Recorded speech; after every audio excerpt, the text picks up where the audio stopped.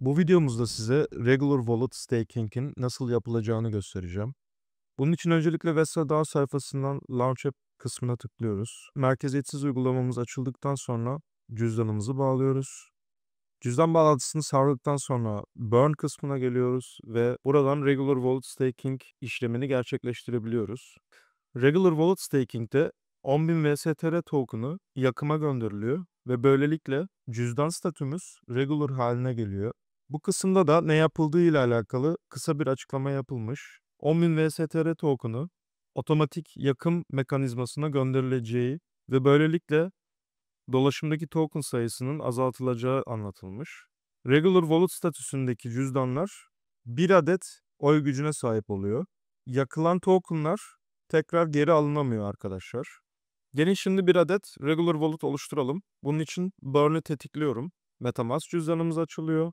Bizden onay istiyor. Onayını veriyorum. Ve 10.000 VSTR token'ı yakıma gönderiyoruz. Onayını verdim.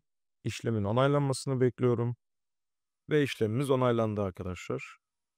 Site kendini yeniledi ve sağ üst kısımda cüzdan adresimizin yanında cüzdan statümüz Regular Wallet olarak güncellenmiş oldu. Bu kısımda da Burn Successfully uyarısı karşımıza çıkıyor arkadaşlar. Her bir MetaMask cüzdanı için bir adet Regular Wallet oluşturabiliyorsunuz. O yüzden birden fazla oluşturmak isterseniz yeni MetaMask hesapları açmanız gerekir. Ana hesabınızın altında birden fazla yeni hesap da açabiliyorsunuz.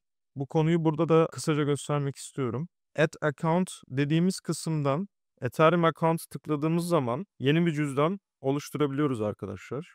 İsmini Account 2 olarak bırakıyorum ve ekle diyorum. Ve gördüğünüz gibi Account 1 Ethereum ağında ana cüzdan adresimiz, Account 2 altında ise yeni bir cüzdan oluşturmuş olduk. Bu iki cüzdan arasında da transfer işlemleri gerçekleştirebiliyorsunuz. Ve böylelikle bir adet ana hesabınız altında birden fazla Regular Wallet oluşturabilirsiniz. Bu videoluk bu kadar.